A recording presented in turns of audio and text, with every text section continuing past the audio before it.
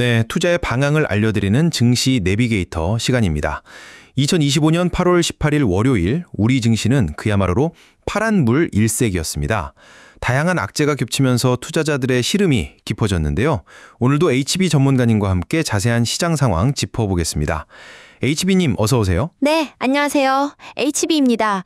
오늘 정말 어려운 시장이었습니다. 한 주를 시작하는 월요일부터 투자자분들 힘이 많이 빠지셨을 것 같습니다. 맞습니다. 바로 본론으로 들어가 보죠.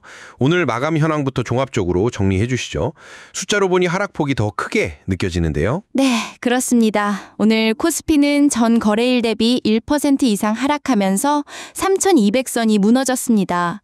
장중에는 3,180선까지 밀려나는 모습을 보이며 투자 심리가 크게 위축됐습니다. 최종적으로 약 3,180선에서 마감했습니다. 3,200선이 붕괴된 게 타격이 크네요. 코스닥은 상황이 더 안 좋았던 것 같습니다. 맞습니다. 코스닥은 하락폭이 더 컸습니다. 무려 2.11% 급락한 798.05포인트로 마감하며 800선을 겨우 지켜내는 모습을 보였습니다. 바이오와 성장주 중심으로 낙폭이 컸고 외국인과 기관의 동반 매도세가 지수를 강하게 끌어내렸습니다.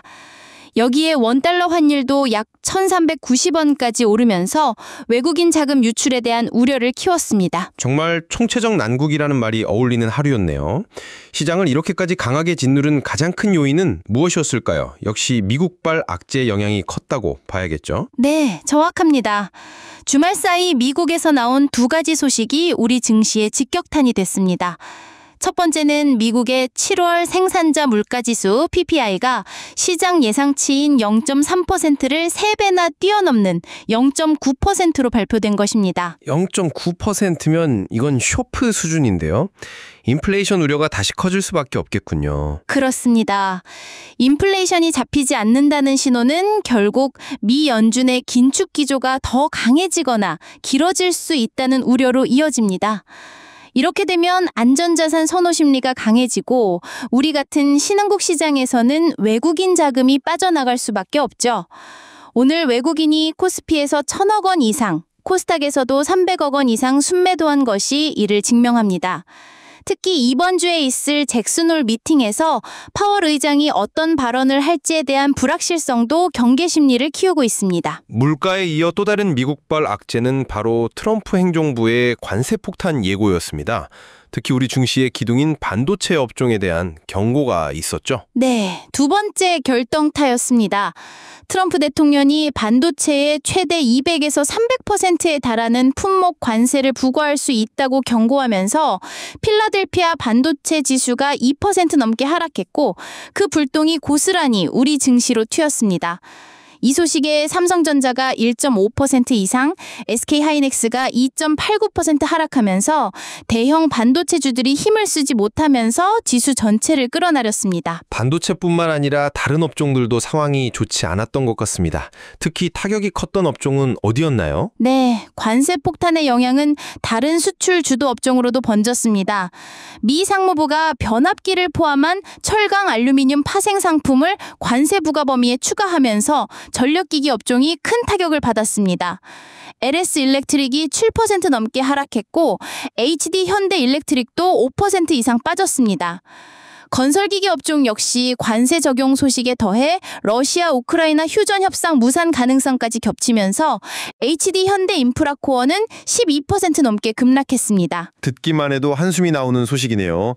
이런 하락장 속에서도 그나마 선방하거나 오히려 강세를 보이는 업종은 없었나요? 있었습니다. 어려운 시장 상황 속에서 조선 및 기자재 업종은 단연 돋보였습니다. 정부가 내년 예산안에 미국 내 조선업 협력본부 신설 관련 예산을 편성한다는 소식과 미 상원의원 방한 후 국내 조선업계와 만난다는 소식이 전해지면서 협력 기대감이 커졌습니다. 이 영향으로 하나오션이 3% 이상, 세진중공업이 6% 넘게 상승했고 STX엔진은 2분기 호실적까지 더해지면서 12% 이상 급등했습니다. 정말 가뭄의 단비 같은 소식이네요. 유가 하락도 일부 업종에는 긍정적인 영향을 미쳤다고 하던데요. 네, 맞습니다. 국제 유가가 하락하면서 비용 절감 효과가 기대되는 전기, 가스, 운송, 창고 업종은 상대적으로 하락폭이 제한되거나 강세를 보이는 모습을 보였습니다. 시장 전체가 무너질 때 이런 방어주 성격의 업종들이 상대적으로 선방하는 특징을 보인 거죠. 수급 상황을 좀 더 자세히 짚어보죠. 외국인과 기관이 동반 매도에 나섰고 개인 투자자만 나 홀로 매수에 나선 전형적인 하락장의 모습이었습니다. 특히 개인 투자자들의 움직임에서 눈에 띄는 점이 있었다고요? 네, 개인 투자자들이 인버스 ETF를 대거 사들였다는 점입니다. 인버스 ETF는 지수가 하락할 때 수익이 나는 상품인데요. 개인들이 추가 하락에 베팅하며 일종의 방어적 투자 또는 해지에 나선 것으로 풀이됩니다. 시장의 하방 압력이 당분간 계속될 것이라는 심리가 널리 퍼져 있는 대목을 보여줍니다. 국내 폭적 변수도 시장에 부담을 줬습니다. 특히 세제 개편안 관련 논란이 계속되고 있죠. 그렇습니다.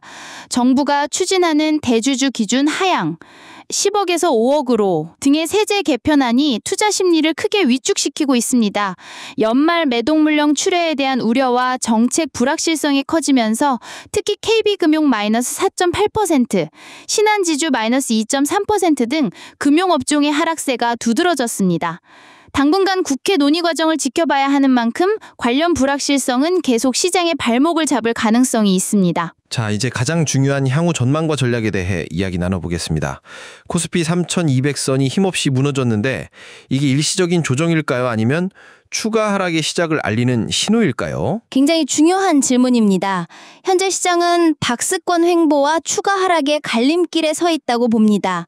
단기적으로는 그동안의 상승에 대한 피로감과 과열을 해소하는 과정으로 볼 수 있습니다. 1차적으로는 직전 저점이자 50일 이동평균선이 위치한 3,100선의 지지력을 테스트할 것으로 보입니다. 만약 이 지지선마저 무너진다면 그 아래 갭이 위치한 3,000선까지도 열어두어야 하는 상황입니다. 그렇다면 투자자들은 지금 어떤 변수들을 가장 예의주시해야 할까요? 결국 대외 변수가 가장 중요합니다. 앞서 말씀드린 미국의 물가 및 금리 경로 그리고 트럼프 행정부의 관세 정책이 실제로 어떻게 굳혀야 되는지가 핵심입니다. 또한 잭슨홀 미팅에서 파월 의장의 발언과 러시아 우크라이나 관련 지정학적 리스크도 계속 주목해야 합니다.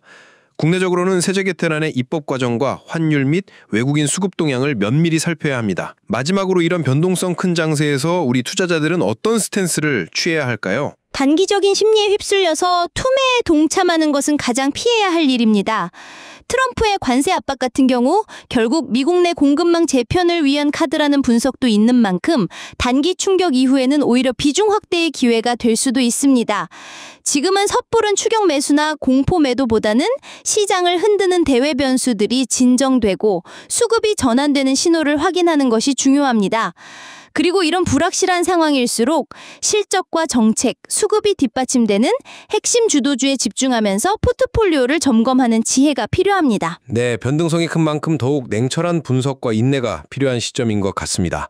오늘도 명쾌한 분석 감사드립니다. HB 전문가님 오늘 말씀 고맙습니다. 네, 감사합니다. 증시 내비게이터 오늘 준비한 소식은 여기까지입니다. 내일 더 유익한 시장 정보로 다시 찾아뵙겠습니다.